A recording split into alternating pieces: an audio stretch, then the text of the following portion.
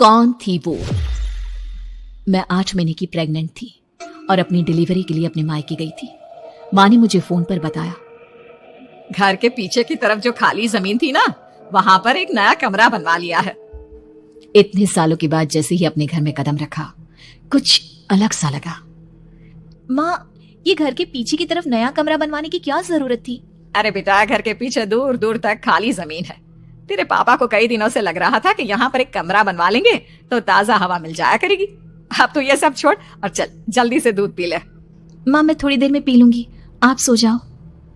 मैंने दूध का गिलास उठाकर उस खिड़की में रख दिया। पता नहीं कब आंख लग गई। अचानक से खिड़की के पल्लों के खड़कने की तेज आवाज आई। दूध का गिलास धड़ाम से जमीन पर आ गिरा। जमीन पर गिरते ही दूध का रंग लाल हो चुका था। मैंने खिड़की से झांक कर बाहर देखा। चारों तरफ धूप अंधेरा था। उस अंधेरे की तरफ से कुछ आवाजें आ रही थी, जैसे छोटे बच्चे आपस में खिलखिलाकर मस्ती कर रहे हो।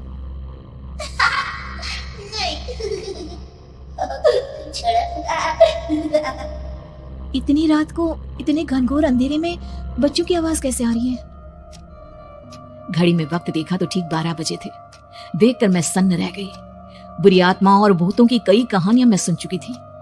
वक्त भी कुछ ऐसा ही था। ऊपर से मैं प्रेग्नेंट।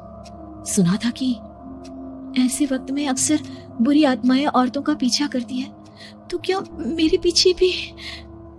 पसीने से तरबतर बड़ी मुश्किल से, जैसे कांपते हाथों से मैंने उस खिड़की को बंद किया। जल्दी से जल्दी उस कमरे से बाहर निकलकर माँ के पास जाने के बारे में सोचा, लेकिन जैसे ही दरवाजे की तरफ पलटी, लगा कोई साया हवा की स्पीड से दरवाजे के सामने से गुजर गया। मेरे गले में अटक कर रह गई। मैं जोर से चीख कर माँ को बुलाना चाहती थी, लेकिन वो आवाज खुद मेरे कानों तक नहीं पहुंच पा रही थी। तो माँ तक कैसे पहुंचती? खिड़की के पल्ले एक बार फिर तेज हवा के झोंके से धड़ाम करके खुल गया और पूरी ताकत से मैं चीख पड़ी। जानती थी मेरी चीख की आवाज सुनकर कुछ ही सेकंड में माँ वहां पहुंच जाएगी, लेकिन ऐसा कुछ हुआ ही नहीं। मेरा कलेजा डर के मारे फटा जा रहा था। आखिर माँ ने मेरी आवाज क्यों नहीं सुनी? इतनी गहरी नींद में तो माँ कभी नहीं सोती। ठीक पीछे खुली हुई वो खिड़की। मुझ में इतनी ताकत नहीं बची थी कि मैं पलटकर उस तरफ देख भी सकूं।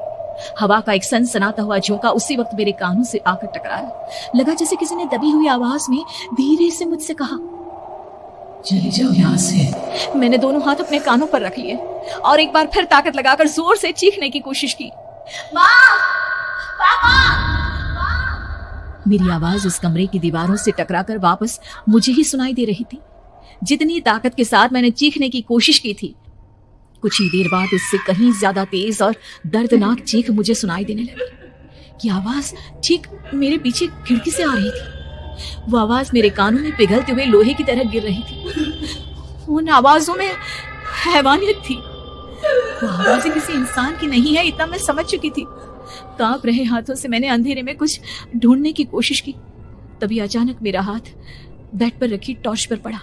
किसी तरह ताकत लगाकर टॉर्च का बटन ऑन किया, लेकिन ये क्या? सामने दरवाजे पर 3 छोटी लड़कियां खड़ी हुई थी। उनके हाथ में स्टील के चमचमाते हुए चाकू थे। मैं घबराकर लड़खड़ाई और पीछे की तरफ हटी, लेकिन तब तक वो मेरे पास आ चुकी थी। उनकी गर्दन टेढ़ी थी और उनके हाथों के वो चाकू मेरे पेट को निशाना बनाने को तैयार। मैं जोर से चीखी, नहीं, छोड़ दो मेरे बच्चे को, मत मारो, मत मारो, छोड़ दो मेरे बच्चे को। सोनाली, सोनाली, क्या हुआ बेटा? तू इतनी डरी हुई क्यों है? उठ बेटा, क्या हुआ? हड़बड़ाकर मैंने अपनी आंखें खोली। देखा तो दिन निकल आया था। माँ मुझे जगा रही थी। मेरा चेहरा पूरा पसीने से लथपथ था। क्या हुआ बेटा? तुमने कोई बुरा सपना देखा क्या? मैं अभी तक अपने पूरे होश में नहीं थी। वो मेरे बच्चे को मार देगी माँ। वो लड़की मेरे बच्चे को। मैंने घबराकर अपने पेट को छुआ। सब कुछ ठीक था। और वो दूध जो रात को यहाँ पर गिर गया था, उसका रंग लाल हो गया था। माँ ने हंसते हुए दूध का गिलास मुझे दिखाया।